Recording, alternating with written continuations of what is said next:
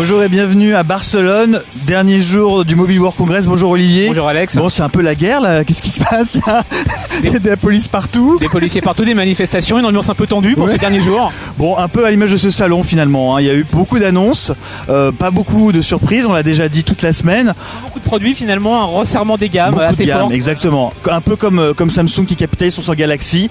On retrouve la même chose chez HTC avec son One, chez Sony avec son Xperia. Bon, avant de faire le bilan, on va peut-être parler de l'actu du jour quand même, hein. C'est Microsoft avec son Windows 8. Voilà, l'actu du jour, c'est Windows 8 qui a été présenté par Microsoft en bêta publique aujourd'hui, un peu bizarre pour le salon du World Congress. La Consumer Preview. La Consumer Preview, pourquoi une présentation ici? Tout simplement parce que Windows 8 reprend beaucoup de l'interface de Windows Phone finalement avec du mobile dans le PC, hein. C'est ça l'idée, hein. Avec comme tu dis le métro, l'interface métro, voilà. Les tuiles. C'est ce que nous ont dit Microsoft aujourd'hui. Le mobile, enfin le PC devient de plus en plus mobile. Devient mobile, ouais. L'avenir donc, c'est une convergence très forte entre Windows 8 et Windows Phone 8, exactement, dont la date n'est pas encore connue. On nous parle beaucoup de convergence, malheureusement, on nous parlait aussi beaucoup de convergence avec Windows 7 et Windows Phone 7. On n'a pas vu grand-chose. C'est la question qu'on a posée à Microsoft ce matin. On leur a demandé des cas pratiques pour illustrer cette convergence, notamment avec le Xbox Live, puisque la promesse était quand même de commencer un jeu, par exemple, sur le Xbox Live et de le terminer ou de le continuer sur son mobile. C'est toujours pas le cas. Là, c'est un écran déporté pour le moment, il n'y a rien de plus. Windows 8, la question qu'on peut se poser, la Windows Phone 8, pardon, c'est la mise à jour. Est-ce que tous les terminaux actuels, les Lumia, par exemple, pourront profiter de ce Windows 8? Pareil, nous a pas répondu là-dessus, hein. Les réponses sont assez, on va dire, flottantes.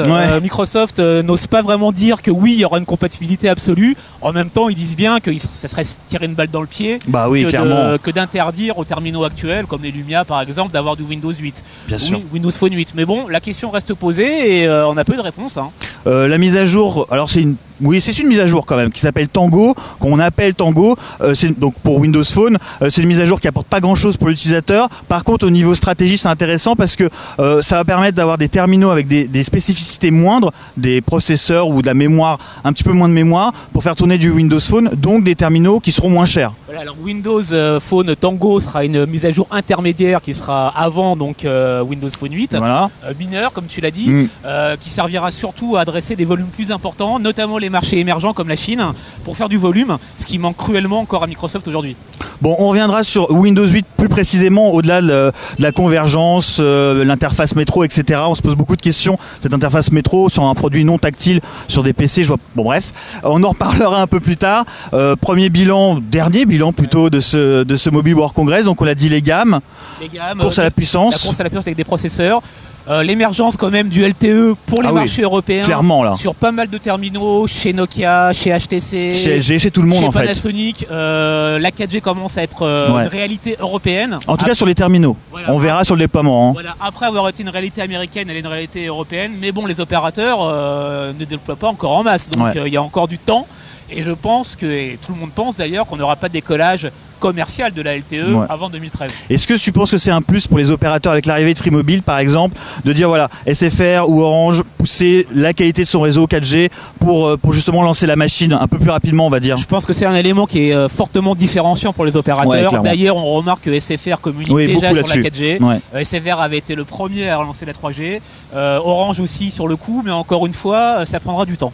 On peut également parler de l'arrivée assez massive des Chinois qui commencent à sortir des produits. C'est plus que du low cost les Chinois, hein. Huawei, ZTE sortent des produits très intéressants, notamment on parle du quad-core qui est fait maison chez Huawei. Bon, c'est basé sur du ARM, mais c'est quand même assez impressionnant. Le produit est beau. Voilà, les Chinois, ils arrivent maintenant à concurrencer des marques plus installées comme HTC ou Samsung, hein. Il y a une vraie montée en gamme chez les Chinois, tout simplement parce que le marché chinois est en train de, on va dire, de devenir mature, et la vente de smartphones aujourd'hui devient une part très importante chez les Chinois, quasiment autant que les feature phones. Donc il y a un vrai marché pour les Chinois locaux, il y a un vrai marché pour les fabricants en dehors de la Chine. C'est une vraie montée en gamme. Autre tendance qu'on a bien repérée aussi cette année, c'est l'émergence du NFC. Oui, du NFC. Ça fait longtemps qu'on en parle. Voilà, ça fait très longtemps qu'on en parle, mais il y a beaucoup de terminaux qui nous ont été présentés qui intègrent cette possibilité. L'achat par téléphone portable, les services, le parking, les choses comme ça. Il y a pas mal d'expériences en France. Les terminaux commencent à émerger. ça devrait devenir une réalité assez forte dès l'année prochaine. Encore faut-il que l'écosystème se crée. C'est toujours la même histoire, quoi. Il faut équiper les commerçants, faut que la banque soit OK.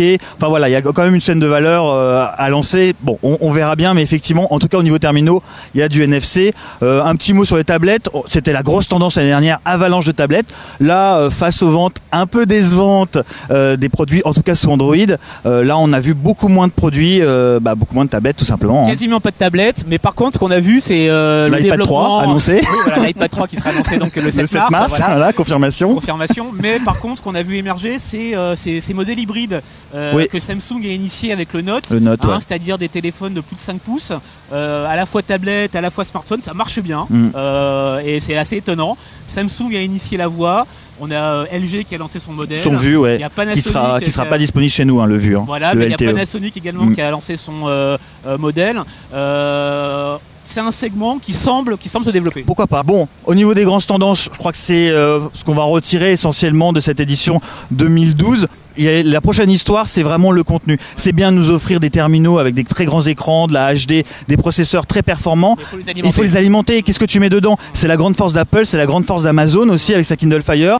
Voilà, la prochaine histoire, elle est là. Qu'est-ce que tu mets dans ton téléphone et comment tu le consommes, ton contenu, facilement, façon Apple ou Amazon. Et puis en termes d'OS, comme l'année dernière, quand même Android est présent partout, Android, tout le temps, sur tous les modèles.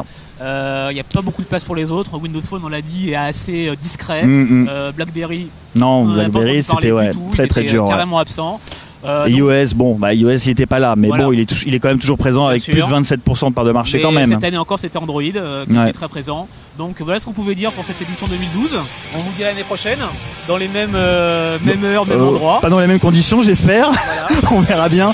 À l'année prochaine. À l'année prochaine, merci.